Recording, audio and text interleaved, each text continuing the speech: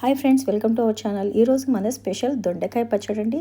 ఈ దొండకాయ పచ్చడి చాలా టేస్టీగా కమ్మగా ఉంటుంది. ఒక్కొక్క ముద్ద తింటుంటే వేడివేడి అన్నంలోకి ఇది వేసుకొని నెయ్యి వేసుకొని తింటుంటే చాలా బాగుంటుంది. ఇప్పుడు నేను ఈ రెసిపీ తయారు చేసే విధానం చూపిస్తాము. నాకు ఈరోజు లేత దొండకాయలు అవైలబుల్ వచ్చాయి. సో నేను వాటిని ఆలోచించకుండా పచ్చడి చేసేస్తున్నాను.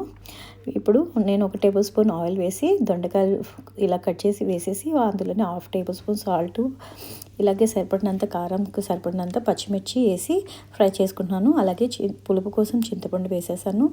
ఇప్పుడు నేను గార్లిక్ కూడా ఫ్రై చేసి ఇందులో వేసేస్తున్నాను.